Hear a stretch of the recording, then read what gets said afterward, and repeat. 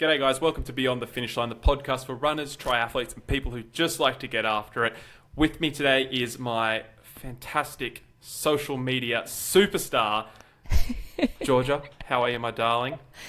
Hi Matt, I'm good. And for those that don't realise, you're talking to Coach Matt, who is an Ironman. He's a business owner and a coach, of course, and a podcaster and a non-social media superstar.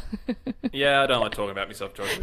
You're the star of the show, mate. You're the social media sensation. Oh. We're not going to talk about some of the words that ChatGPT gave me before, but I was trying to be really clever and come up with something interesting and dynamic, but ChatGPT let me down, so I just had to shoot from the hip. Matt's just trying to embarrass me because it's that whole don't call me an influencer, but what do you call me? So yeah. Here we are. Yeah, I just look for any word but influencer. Yeah, I know, so good. But yeah, no, the ones he was suggesting from chat was not happening. No. Stressing me out. No, I'm really well, thank you, Matt. I've had a great week. How about you? How are you? What are your highs and lows from your training this week? Oh, straight into it. Yeah. I mean, it's kind of weird being in off season. I don't really have many metrics that I'm trying to achieve. I'm just getting back into some form of consistent training. But for the next sort of 10 to 12 weeks, work is my big focus. Obviously, we've got some stuff going beyond the finish line. We're building the performance project. So yeah, I'm in a business season then, just trying to keep some form of fitness. That's my sort of where I'm at. How does it feel to not be chasing a goal? Because for the past, year, you've been chasing a goal and training for a goal. How does it feel to not have anything at the moment, really? Do you know, I was actually thinking about this today. Obviously, we did my episode where I spoke about my routine and how insanely structured I am when I'm training. Yep. My whole life is just upside down. All over the place. Yeah. I don't know when to wake up. I don't know when to go to sleep. I don't know when to eat. I am just so... I was working this morning, working on a couple of projects, and then all of a sudden I looked down, it was 11 a.m. I hadn't had breakfast. I hadn't trained. I hadn't done anything. I just worked for 7 hours and... I hadn't stretched, nothing. And I was in prep, I would have knocked out all these other things first. And I was like, shit, I'm just so lost. Are you still waking up at the same time? Yeah, I still wake up at 3:55. That's so wild. Without an alarm. Yeah, your body clock's your body clock is just used to it. And then on the other side, I struggle to get up at 6 at the moment. I don't know what it is. It took a long time though. I used to be a 6:30, and then over the course of a few years but now I love getting up just before 4 for me is a sweet spot. If I can be at my desk with a coffee at 4 a.m, golden. That's crazy. It still blows my mind that you get up that early, but I get it. I mean, I know quite a few people that get up that early, and yeah, you get a lot done. Yeah, there's something to it for sure, and especially for my ADHD. If I can get stuck into a good chunk of a project or work or something for a few hours, I can get so much done. And then once all the distractions start coming in, my brain's gone. So it's sort of a little cheat code for people with ADHD. And so for those who didn't see my video from the weekend, Matt was down in Sydney with some of the performance project athletes. We did a run on Sunday. How was that? How was your trip down? Yeah, big day. I think I left home just before 4, so yeah, sort of normal time, but drove down and ran 30 Ks, then drove home. So he really did. He got out of the car, ran 30 Ks with us, and then literally we sat and had some coffee and stuff, and then he just left. I felt so bad for you. I mean, it is definitely something I'm working on in terms of the performance project, is that community aspect. So yeah, the majority of our athletes are in Sydney or capital cities, but the majority are in Sydney. And when I'm in Ironman prep, everyone is super understanding and they're very relaxed in terms of the amount of coaching support I give them. But then when I'm out of prep, I'm cool.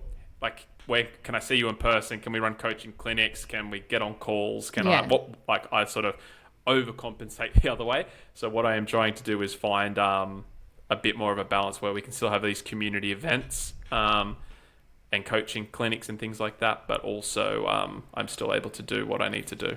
Yeah, and I think even though you are an online-based coach, I think it is important to be face-to-face with clients. You know, people can understand your humor a bit more and a bit more of who you are, and you are different in person than you are over the phone. I'm a different cat, mate, yeah.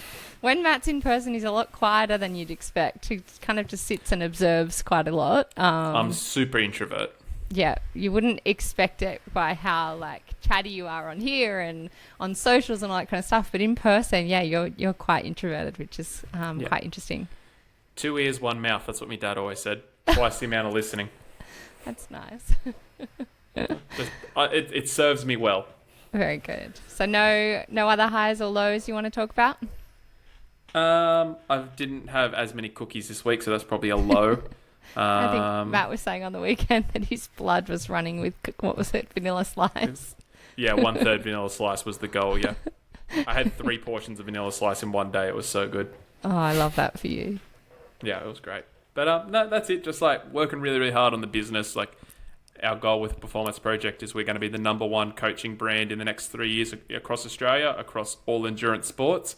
And yeah, that's absolutely nothing that's going to stop us. So we're full steam ahead on that. Love that. So good. Yeah. How about you, Georgia? Where obviously I was there for your big high of the week was obviously seeing me. But outside of that, what else? What else can you tell me?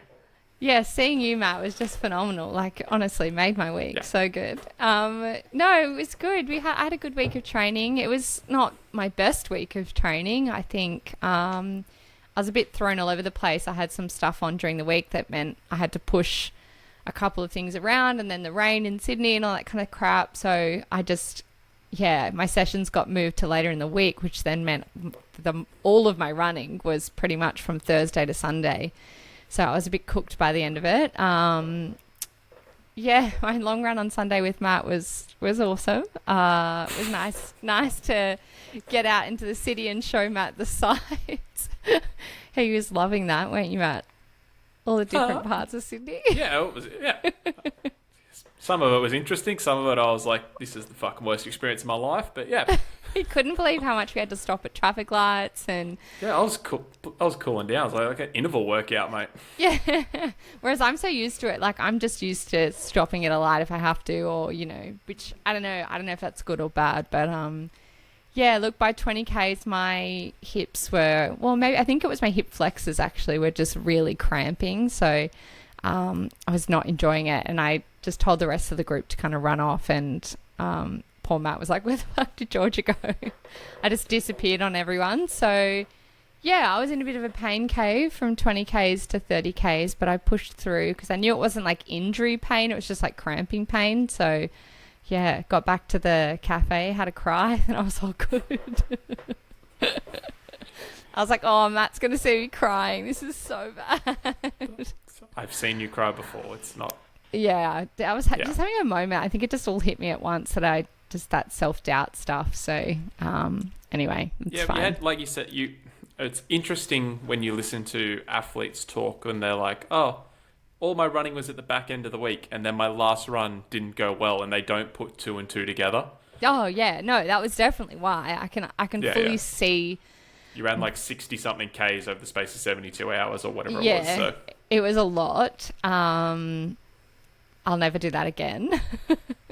I will run in the pouring rain if it means I don't have to do that again. But look, it was tough, but that's okay. These are the things that build us to be stronger athletes, and mentally, sitting on the side of the park at 22 kilometers or whatever it was and being like, just having a cry and just being like, I want to give up so bad, but then being like, no, just do one more lap.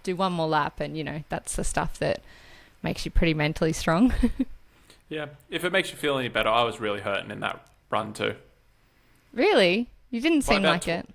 By about 22 Ks, I was like, oh, like my legs. When we got back to the park, I was like, oh, I'm in the hurt locker. Yeah, it was pretty brutal. It was a nice day in the park and everything. Like, it was a great day to be out running. But just running 10 Ks around Centennial at the back end of 20 was not ideal. But anyway. But it's amazing. It's amazing how quickly you lose conditioning. Because I was running with Elise, one of our athletes, and for context, 2 weeks before Ironman, I did a 40k run with more elevation, just a zone 2 run. Average heart rate was like 141, and my average pace was like 535. In Sydney, 30k's, less elevation, average heart rate was like 148, and average pace was like 615. Yeah. Or like, no, like 605 maybe, can't remember. Yeah. We were plodding along, that's for sure. Yeah, and it hurt. Like, I was struggling. It's so interesting. Like, yeah, I just wasn't a good run. It was just one of those runs where you go, oh, well, rule of thirds, put it in the bin, move on. Yeah. It was good, though. It was a nice day. But, yeah, the start of the week, I had some PR events on, and I did a Pilates class, and oh, my God, never again. I don't know how people do it. It's just conditioning. Have you ever done Reformer Pilates? No, I'm a male. Don't be like that. Don't be that person. Have you seen those videos of guys doing Reformer Pilates? Hilarious. So good. I want to get Nick into a class. I can't say... please, he's bloody held together by duct tape as it is. I'm going to break him. I know. It was so hard. It was like the start... I know it is. I've seen some of it. It's fucking hectic. Yeah, the start of it was on like a rower that was attached to the reformer machine. Like the board thing that like splits out and stuff. Yeah. And then like the back end was just all of this... Oh my God, I can't even explain what it was. It was horrendous. Everything was shaking, and the girls next to me, who are all these 6 foot skinny, amazing Pilates princesses, and they're all just like cruising through these workouts, and myself and the girls from Hyro were just laughing because I just would fall off the machine, or they got a good shot of me just completely stacking off the machine. And she's like, how are you going there, Georgia? After I'd done 28Ks the day before, and she's like, how are you going? And I was like, I hate this so much. I probably not good for them.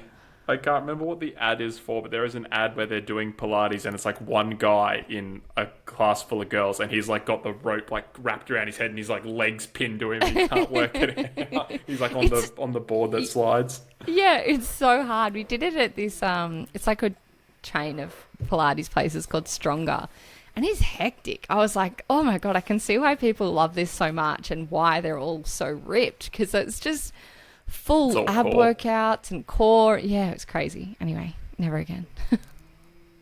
Wild. How are you feeling in the sub 4 build? You're kind of in the washing machine now, to use my terminology. Yeah. I think you said on the weekend you were like, this is the last of the easy, and I was like, are you joking? I thought this was the hard. No, we haven't even warmed up yet. I know. Do you know what? Post watching everyone finish Gold Coast Marathon, I'm a bit in my head, not going to lie, which I'm sure other people can relate to this. I just saw so many people being like, ran my first marathon, and it's 3:58, and it's so proud of my wife, has gone through so many injuries and smashed out a 3:45, and I'm just like, oh, I just so in my head this week about, I don't know if it's the comment that I got from that random guy at the start of the week or what it is, but I'm just like, why has it taken me this long? And why am I still working towards this same goal? But everyone is so different. So I just have to try to remind myself that, and that we're all different levels and different builds and fitness and all that kind of stuff, and try not to think about it too much, because I think I just get so caught up in going, this is embarrassing. You should have just done this ages ago. Yeah, but based on what? My own head. Yeah, but... I don't know. I don't know where it comes from. I don't know where I got the idea that sub 4 is so easy. I think my algorithm serves me all these people who are doing these incredible things, like running their first marathon and getting the time that I would have only have dreamt of. So I don't know. I feel silly saying it because I can hear myself how silly I sound. And I would say to someone else who said that to me, why are you worrying about it? Just do your best. I would give myself advice if I could, but I don't know. It's hard to listen to my own advice. Obviously I get a lot of people who say the exact same thing, like a lot of my athletes. And I just ask them, I'm like, Based on what? So you are basing someone else's performance, even though you have no context for that individual. Is Yeah. that individual who ran a 3:55 on their first marathon, are they a lifetime soccer player and they have trained 3 or 4 times a week, run 10 plus Ks every weekend for 20 years? Yeah. Because like I bet you they have a huge aerobic base. Yeah, that's true. Are they ex high performance child athlete, represented Australia in something? Like maybe. Are they someone who has trained religiously for a decade and they've just happened to have done a marathon? Like maybe they've run up to 20 Ks every single weekend for 5 years and they'll say, oh, you know what, maybe I'll do a marathon. Yeah. Like, you know nothing about them, their journey, and we just compare ourselves to them. And it just doesn't, like, you are setting yourself up for failure by comparing. Yeah. Yeah. Like, imagine there was an endurance coach who's just starting out, and he looks at me and goes, "Oh, Matt's got 50 plus athletes doing all these events. Like, how come I'm not there?" I'm like, "Mate, it's fucking day one. Like, you cannot. I've had the business for over a year. Like, you cannot compare the two. They're not the same." Yeah, it's so true, and this is why I feel silly thinking it, you know, because I would say the same about that guy who said to me that I was, you know, not going to get my goal. Like, he knows nothing about the training we've been putting in, right? And that's where you wrote your very eloquent response. But Caught me on a bad day. Yeah, snapped a twig inside Matt's brain. Yeah, like he has no idea what I've been doing, and I guess I just need to remind myself that I don't know the kind of training those people have put in, and they obviously worked hard, because I mean you can't do that kind of run without working hard. So it's definitely not about that. It's me just getting in my head and not wanting to let people down, being a people pleaser, you know, being like, I've just had one of those weeks, I think, where I just go, what am I going to do if I don't get it? Like, how embarrassing. Or like, all these people are just so amazing and rooting for me, and so many people still, like, every day I get messages from people being like, I'm so excited to see you get this goal. And I'm like, what if I let them down? I'm like, I don't even know these people, but I don't want to let them down. It's just, yeah, there's something in the atmosphere that's just sent me on a spiral this week. Yeah. I mean, I get that. I literally just went through it. Yeah. Like, the exact same thing. I didn't hit my goal. I went through the same thing, thinking I was going to let people down, all that sort of stuff. But at the end of the day, like, I think this is like the best thing about endurance sports is like it's all relative to you. Like, endurance sports is so unforgiving. Like, you need to be so perfect on one day to achieve a goal. Like, it doesn't matter if the Sunday before you went out and absolutely crushed it, marathon pace felt easy. Come marathon day, if you start running and it's just not coming to you, like, tough luck. Like, you're in for a rough day, and you might run 4:15, and it might be the hardest 4:15 of your life. Alternatively, it can be the perfect day, and you run 3:48, and you're like hot knife through butter the whole way. Yeah. Like, that's one of the things about endurance sports, and I think that's what is so pure about it is everyone is doing the same thing. It's just what happens on the day is like it's all about how you deal with it.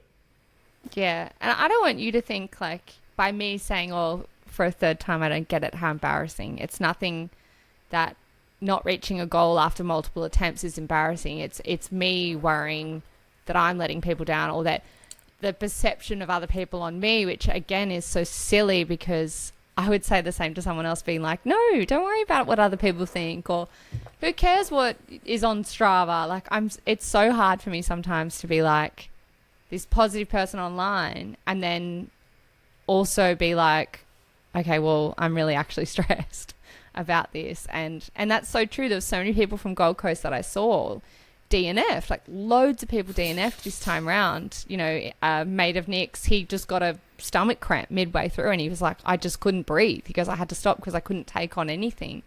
And those things can happen, right? You know, you've experienced that before. So yeah, it's just a bit of anxiety, I think, of just thinking about all the what ifs. But it's a new week, and I've decided that I'm not going to let myself go there this week, and I'm just going to do my best. And as you always say, another brick in the wall, another session done, rule of thirds, just tell myself all the things and just try to not be in that mind, you know, that headspace.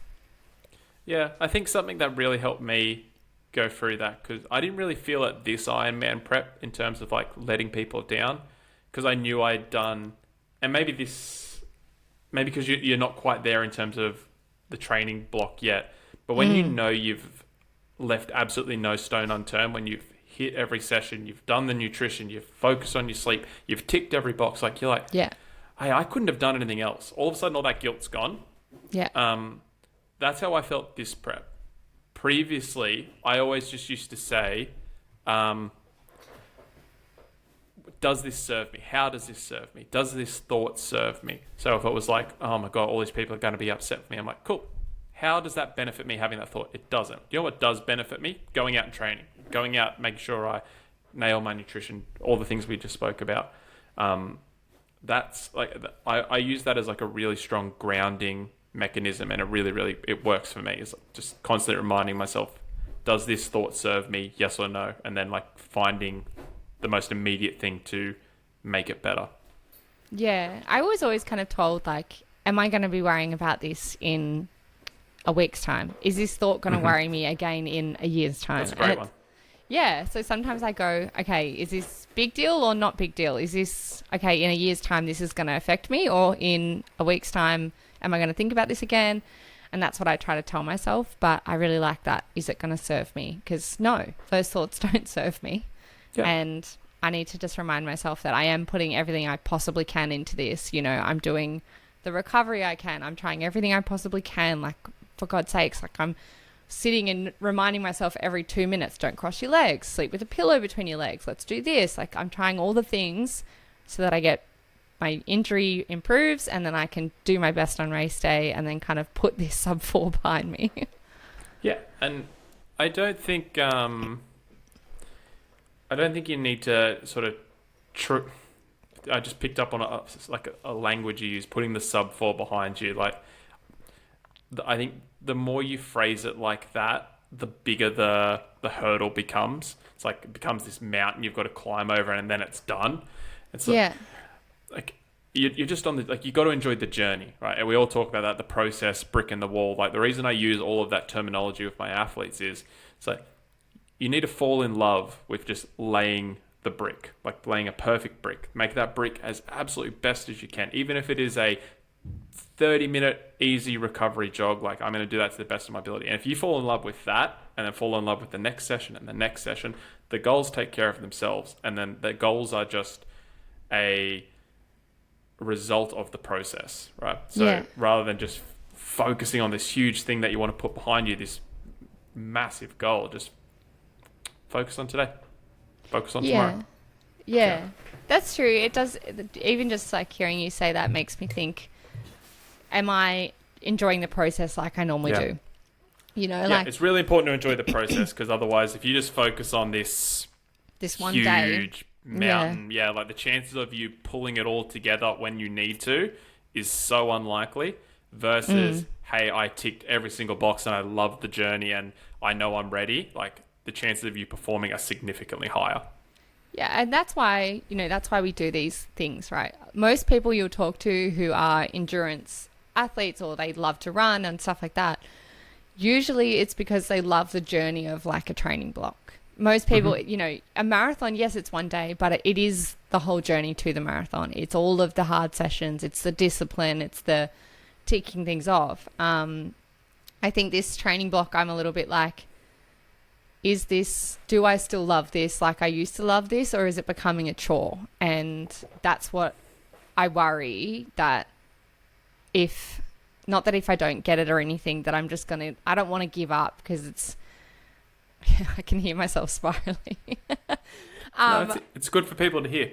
Yeah. I was talking to my best friend on the weekend, and she was like, I just want to check in with you and just see how you're going in terms of, are you still loving running because you love running, or are you still running because it's becoming a chore because you do all your socials and you feel like, you know, you don't want to let people down?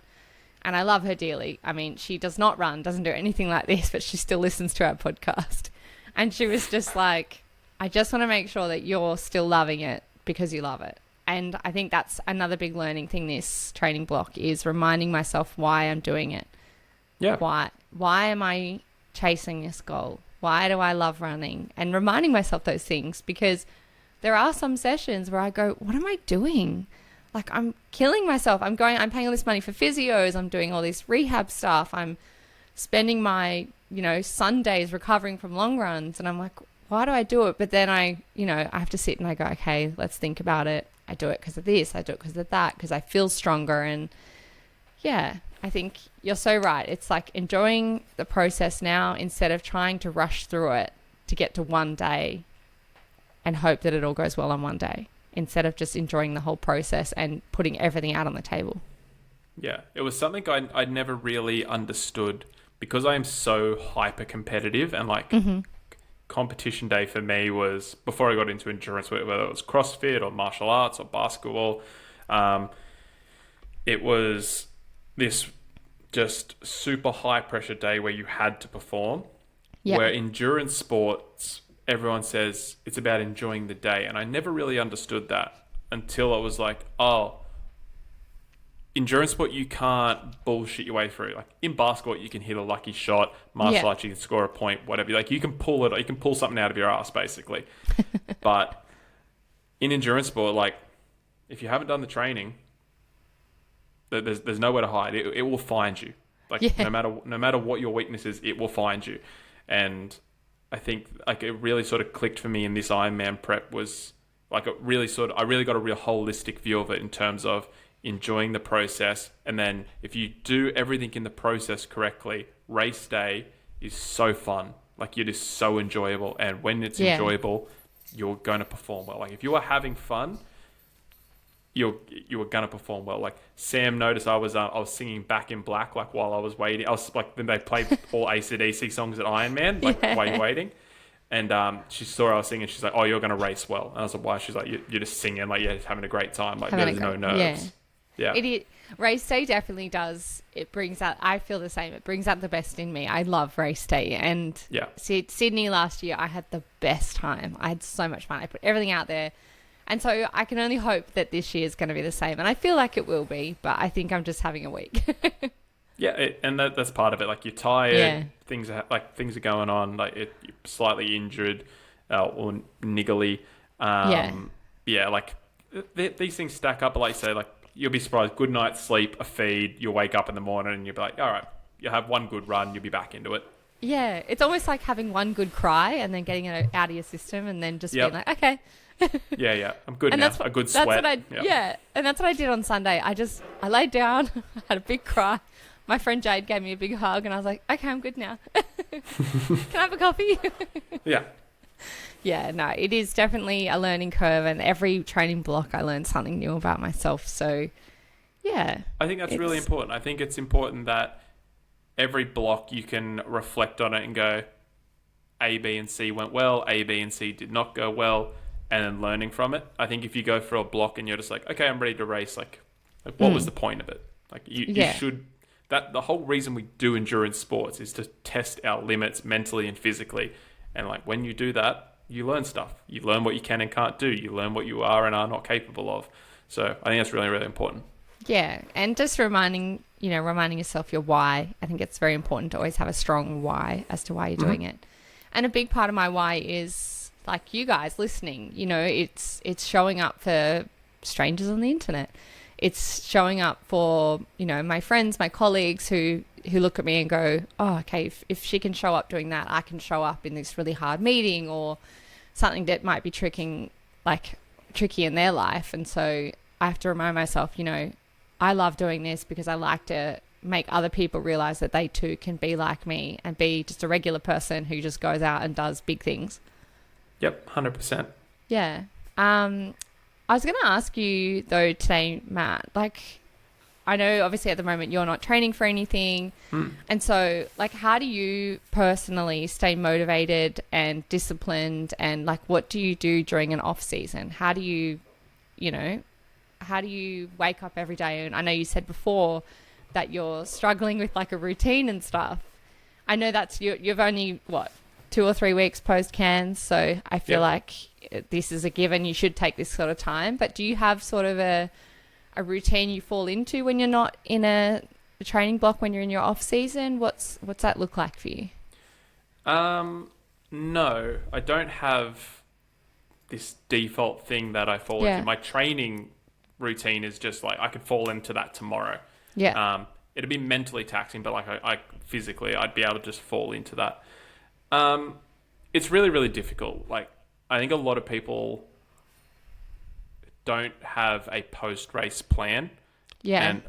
And we talk about post-race blues and things like that. And it's mostly, I do tread carefully on this for the mental health aspect for someone who like deals with depression and things like that. But Yeah. post-race blues isn't a depression as like clinical depression.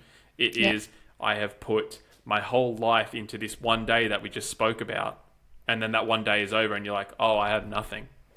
Yeah. Like, yeah. So I think it's really, really important to have, it doesn't have to be events, but things that you want, other goals. They can be another training event or another endurance event, physical event, high rocks, whatever. Or it can be like, for me, like I knew the day Cairns finished, I was all in on business, and I was like, that next 3 months is like business, business, business, business. I had all of my goals listed out, so I just fell into that.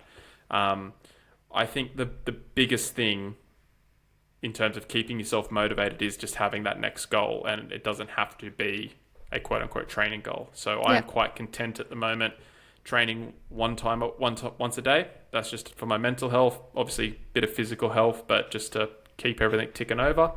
I think that's the biggest thing, that was having a goal. Yeah. Does your coach still program sessions for you, or you just kind of go out and do whatever you feel like? I'm actually self-coached now. Oh, that's new. Yeah. News to me. Yeah, it is. Yeah. I wasn't 100% sure what I was going to do. And I just decided that I wanted to do it myself. I was like, I really wanted to,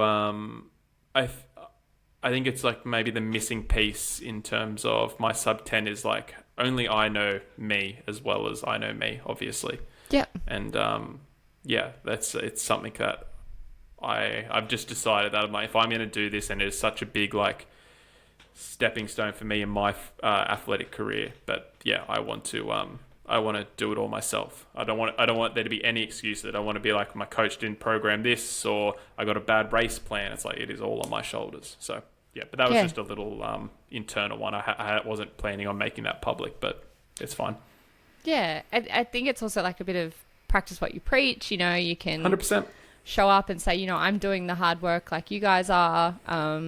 Yeah, I do a lot of the sessions you guys do. Yeah. Yeah, very interesting. I love that for you. That's awesome. It's good news. Oh yeah, it is. Yeah, I'm excited for it, but yeah, it's just different. Yeah.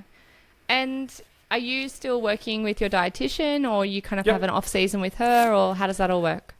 Yeah, so Lauren and I, we're always sort of thinking 3, 6, 12 months ahead. So obviously, I am taking on a couple of ultra marathons just because I love trail running. That's just there for fun. But I don't need to be in crazy race shape for ultra marathons. I don't need to be 10% body fat and 80 kilos. I can be 85 kilos and 15% body fat. Yeah. So we had a plan that once Cairns was over, 2 or 3 weeks of eating cookies and vanilla slice, and then and then it was a big emphasis on strength training, calorie surplus, rebuilding anything that we lost during the Cairns build, and then just make sure I had enough calories for training, and then making sure I'm able to do those races for fun and come out injury free. And the last part of that is we try to cut out as much refined stuff as possible. So obviously, endurance prep, a lot of gels, lollies, Gatorades, things like that. Yeah. This time it is, we try and even remove things like bread, but just more whole foods. Whole foods, but lots of fruit. As much. Not that there's anything wrong with refined food, but during an endurance prep, you go so to the extreme where it's just so much of your diet. We just try and swing it back. Yeah, and just going back to what you were saying before, you've got some fun things planned, and I think I can wholeheartedly agree. You always have to add in some races or some events or things that are fun. Like for me, City to Surf, does not... Perfect example. Yeah, does not help me in any way, shape or form for training, other than there's a big hill that's very helpful to run.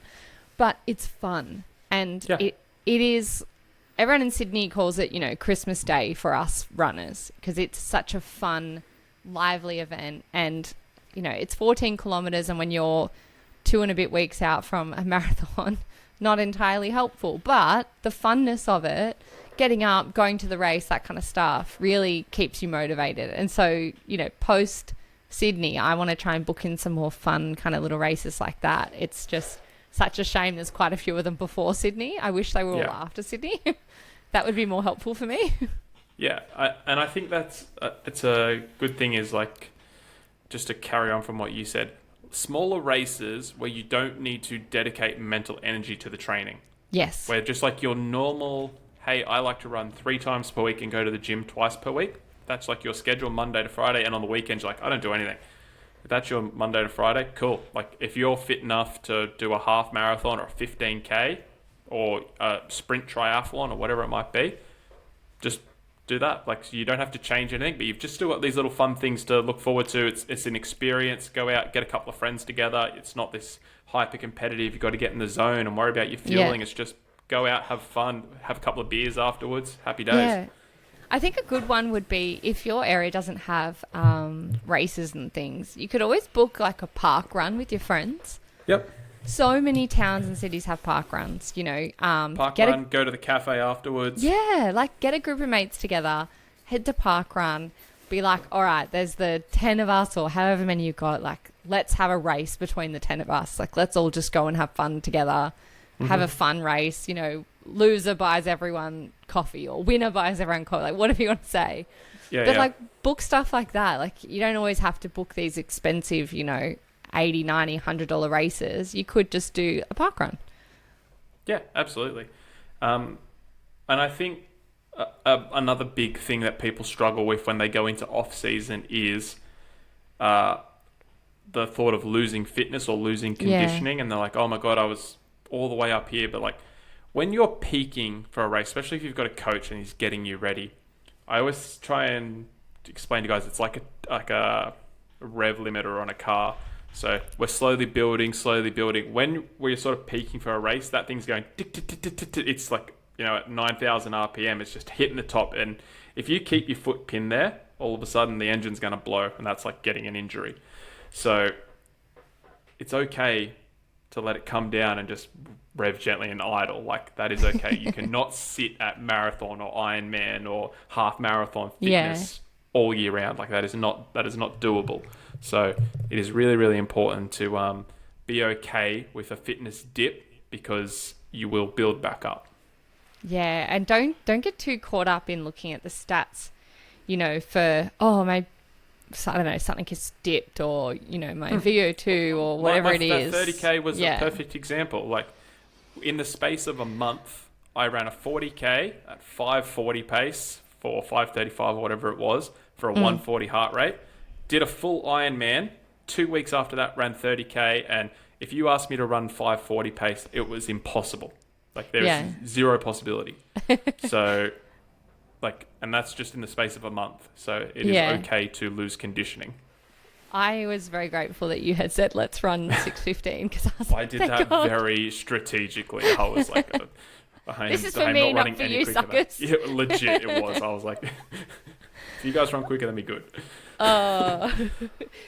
Should we get into some listener questions, Matt? We can do that. I know you said you had one in the DMs. If you want to fire away with that one first, or if I left you stringing, you're like, oh god.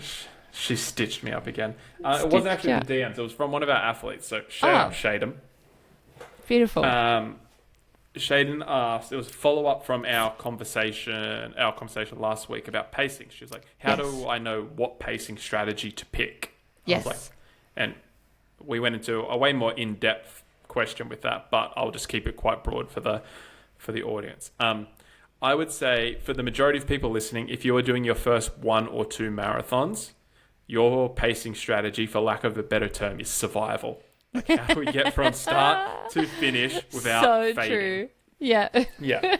I would not be worried about neg splitting. I would not be worried about even splitting. I would not be worried about following a pacer. I would be like, cool, how do I get from 0 to 42 without dying? Like that's it. I think Yeah. I was actually just going to say, there was a question in the DMs about how do you know what your marathon pace is? Because that was kind of what you had said in that last episode. You were talking about, just run your the marathon pace, But if someone is, maybe they've run their first marathon and now they want to take it a little bit more seriously, or they want to run it for a time. It's like, how does someone work out what their marathon pace would be? Yeah. So, number one, you've got to set up your training zones. Like everything is based off training zones. So if you haven't, go back and listen to our training zones episodes in the first half a dozen, maybe 7 or 8 that we did. But it was about a 90-minute episode. We really went in depth with it. Yeah, but traditionally, top of zone 2, bottom of zone 3 is what we would consider marathon pace. And that you can do that based off heart rate, or you can do it based off pace. Pace is a little bit harder. I would probably consider that you'd want to have at least run a couple of marathons at least, and maybe like quite a few halves, and be a pretty confident runner. For heart rate, you want to sort of stick at the top of zone 2, bottom of zone 3, because as you go through the marathon and you fatigue, your body has to work harder to maintain the same pace. Yeah. So for example, if you ran a 6-minute kilometer and your heart rate was 145, by kilometer 10, your heart rate might be 150 for the same pace. Kilometer 20, it might be 150, 155, 160, and then it would just continue to go up for holding the same pace. So even though you're not running any faster, your body is working significantly harder to maintain that due to fatigue. But establishing marathon pace is top of zone 2, bottom of zone 3. If you are super, super fit and quite experienced, you guys those people probably already know, but you can sort of handle mid-zone 3 and you're sort of hitting threshold in that last 5 to 8 Ks. Yeah, and for those wanting to go back and listen to that episode, it's episode 5 and it's called Let's Talk so Training close. Zones. Yes. So close. Off the top of my head, yeah. You did. So yeah, jump back into that one and you can work out what your zones are, and then that'll help you work out what that top of zone 2, bottom of zone 3 is for you. Yep. Perfect. Okay, so we also have a question here from Alex. It says, how do I stop comparing my pace to everyone else on Strava?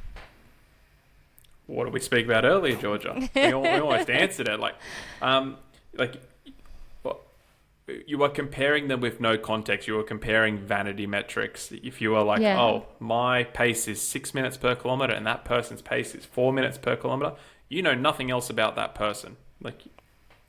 You don't know. Are they a lifelong athlete? Are they genetically blessed? Do they have a super high threshold? You don't even know if they did an interval run and you did a zone 2 run.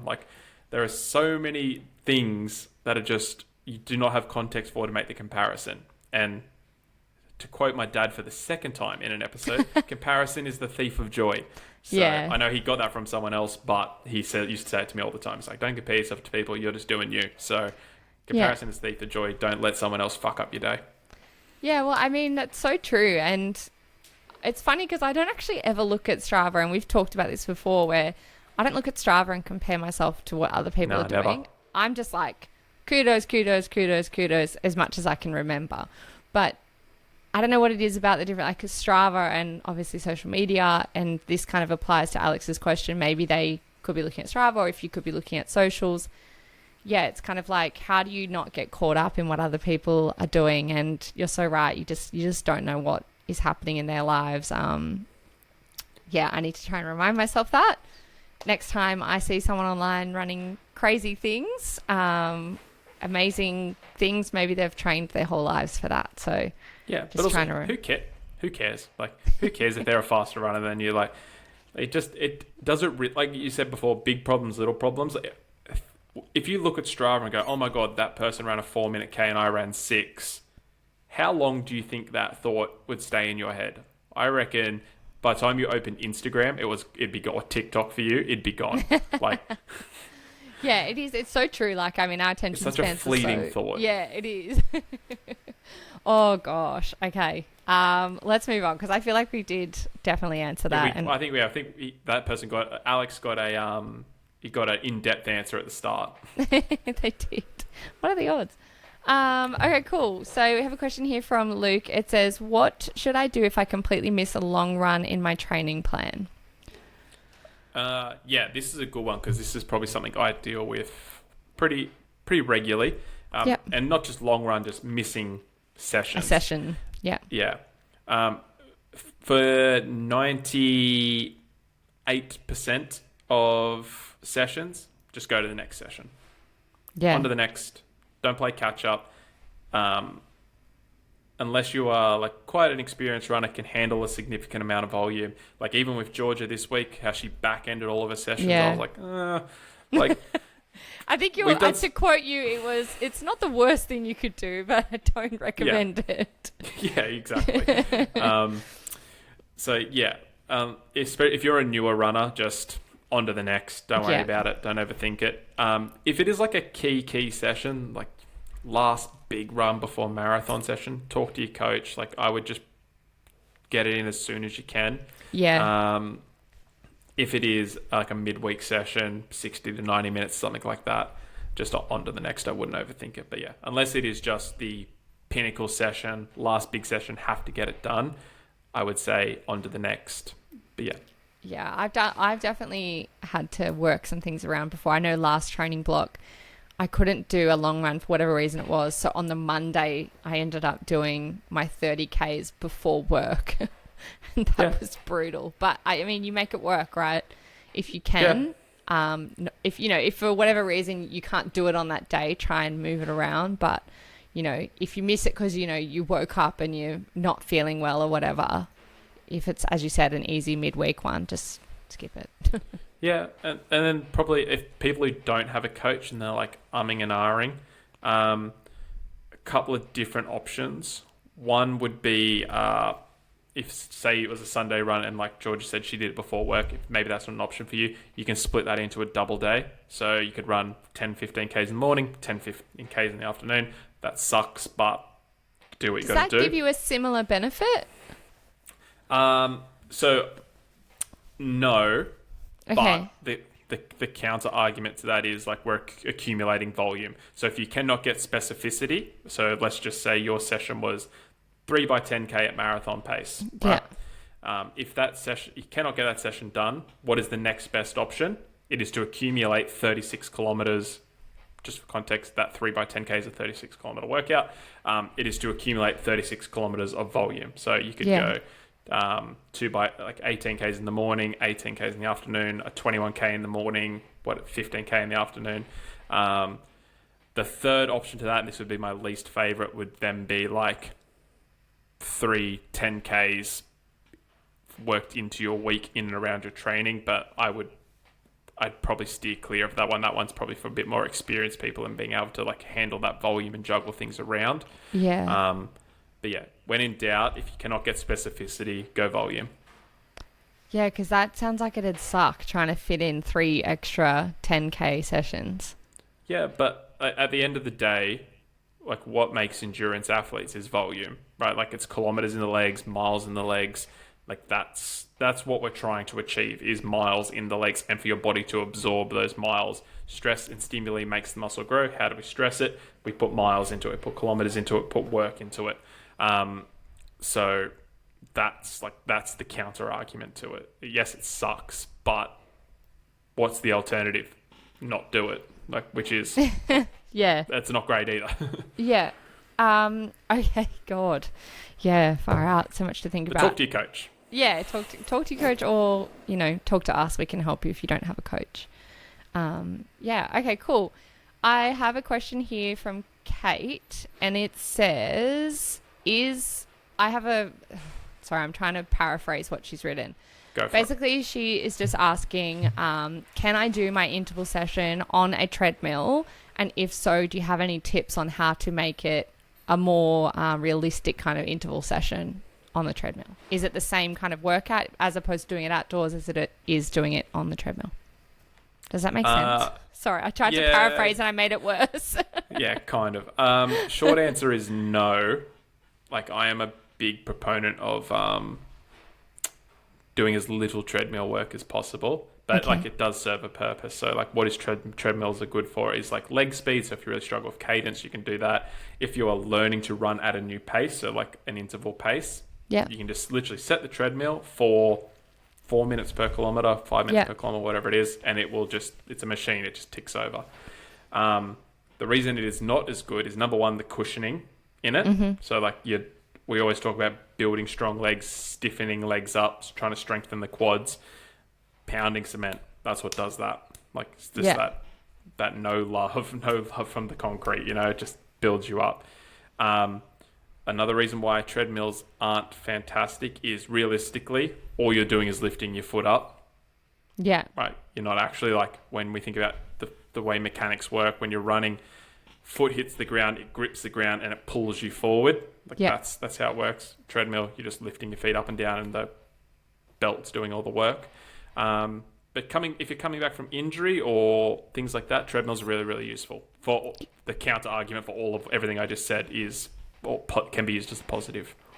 Yeah, I think another positive is also, like, say if you can't fit your run in the morning and you've got to do it in the evening, and for people who aren't safe running at night, that's a really good thing. Or it's pouring down with rain, you've got to get on the treadmill. Like, at the end of the day, you are still completing aerobic or anaerobic exercise for an extended period of time, right? So, like, it's not a useless tool. It is just, like, what is optimal. Okay, so I'm going to actually ask you a question now on the back of that question. Tomorrow I have an event on in the morning, which means I can't do my normal Wednesday interval session. Really cool event. Super excited. Can't wait to tell you all about it. But I can't do my regular interval session, which is tomorrow's session is a 6x6 minute threshold. Can I do that on the treadmill tomorrow night? And will I get a similar benefit? Yeah, so this is kind of like, I think treadmills work really, really well at the two extremes. Number one is super easy running. So if you're like had a massive weekend of training, you've done a 30K long run, and then Monday morning you've got a session and your legs are cooked, jumping on the treadmill and doing 60 minutes easy, take some of that impact out of your legs. Yeah. Really, really great tool. Spending 36 minutes at threshold, also really, really good, because realistically it's not as much of a leg conditioning session as it is a cardiovascular conditioning session. So, and obviously treadmill, like we said before, it's a machine. It ticks over at one pace. So if you have if you have the pace programmed correctly, like, there is no hiding. You cannot, go out too hot and then fade on the back end. It is 6 minutes at threshold, and as long as you don't touch that button, it's a pretty honest session. So I feel like it would be a really good way to learn how to, as you said before, just like to run at a new speed. Yeah, so for sure. Like for me, I did the VO2 max test last week, and I was running at 15 k's an hour, which is about a 4-minute pace. I'm pretty sure I converted. And I was like, I feel like I need to get used to running at that pace so that I can run it for a longer period of time. So I feel like if I went into the gym and jumped on the treadmill and kind of practiced that pace, maybe that would help. But I can see you've written here, like, I'm sorry, you've written in my program here, 6 minutes at 3:58 per kilometre. Oh yeah, that might be a bit quick for you. Were you drunk when you wrote this? I get on the treadmill, I'll fall off the back. I might have wrote that Sunday afternoon after my 30K long run. He's given me Nick's session, that's why. Oh, okay. He's just like, I'm gonna just copy and paste it. No, I'm joking. He doesn't do that. But that's a good way for me to learn how to run faster, surely. It is, definitely. So that's something that they use in a lot of sports, like in weightlifting, for example. Before they learn to squat a certain weight, they will put it on the bar and just stand there, unrack it, hold it on their shoulders, and then re-rack it. And they just just so they know what that weight feels like. So it's a very, very, very similar concept in terms of hey, this is what 4-minute pace feels like on the treadmill. Hold it for 10 seconds, hold it for 10 seconds, hold it for 10 seconds, and then over time, 15, 20, 30, a minute. Okay, let's take it to the road, and then Yeah, I look, I hate running on the treadmill, but I don't want to miss this session. So, and I don't want to run at night outdoors. So I'm going to have to definitely head to the gym for that one. Again, just going back to what we spoke about in terms of volume, like if you cannot get specificity, so what is this specific in terms of threshold sessions? Your heart rate, so we want your heart rate to be at above zone 4, and we want you hitting a certain pace. If we cannot do that, what is the next best thing? Like getting the volume in. So let's get on the treadmill and tick the boxes we can. So we can't tick the pace on the road, but we can tick the cardiovascular aspect. So we can tick the time, the volume. So 2 out of 3, awesome. Way better than just not doing the session. Okay, I feel better about that. And I feel like I'm growing as one of your athletes. I didn't actually ask you about this. So I was like, just working Georgia at yourself, never asks me questions. She just messages me when it goes wrong. I used to ask a lot. I used to ask so many questions. I'd be like, Matt, is it okay if I miss this one run tomorrow? And he had like hardly any athletes then. So he was like, could actually answer my questions. Whereas now I'm like, he's too busy for this shit. Just work it out. No. You've gone to the opposite extremes. I used to be like average heart rate 150 for like a zone 2 run, and she'd message me like, my average heart rate was 151. Is that okay? I'd be like, yeah. And now she'd be like, oh, I accidentally did 40 Ks all at threshold, and I hopped the last 10. Is that all right? And you're like, fucking hell, Jordan. I'm too comfortable now. I'm like, I won't annoy him. She's like, Matt will fix it. It's fine. Like, no matter how bad I screw up, he can make it work. I'm like, jeez. I know, poor Matt. He would answer every other athlete. It's just me. He'd be like, Georgia, pull your head in. Sometimes you just need a kick in the ass, mate. I know. Honestly. But sometimes, you know what, guys? Matt needs a kick in the ass because he's such a smart ass. I got to pull him into line sometimes. Yeah, sometimes. Very good. Well, I'm all out of questions. Do you have any others, Matt? Do I have any others, Georgia? I don't know. Do you? Nah, we're getting the sillies now. Yeah. It's also 7 o'clock at night, Georgia. It's getting late. Getting late. Okay. Yeah. Can I just give a quick shout out? Of course. Go for it. I'm just going to bring up Instagram because they messaged me. Shout out Jesse Smith and Teresa and their other friend. They all did our running programs. They got our first ones. They got our beta ones, like that were before we released them to the public. And I said, just test them, give me feedback. Okay. I was like, where are you going with this? But yes, I see what you mean. Yeah. Yeah, but they ran the 10K at Gold Coast. So so Jessie, her goal was to run a 53. Her previous best was 53:58. Her goal was 52, and she ran 49:37. Holy crap! Yeah, that's impressive. Yep. So, and they all 3 of them PB'd. So, I know we spoke about this last week, guys, but if you want some running programs, they work. I like that. Nice little plug at the end there. That's it. The plug was, I wanted to give them a shout because they've been awesome in terms of giving feedback on the programs. No, I'm only joking. Yeah, but they've gone through a lot of them and given feedback stuff. They've been really, really helpful. So I appreciate that. Cool. How good's that? Awesome. Well done, guys, on your amazing times up at Gold Coast. Yeah, they crushed. Very good. All right. Well, that is the end of our episode, but make sure you head over to Instagram and follow us at beyondthefinishline_pod over on YouTube as well. And make sure you're also jumping across to Spotify and liking, following, subscribing, downloading so that the episodes land in your front page as soon as they land. But yeah, have a great week, guys. Thank you so much for chatting with us. Hooroo. Bye.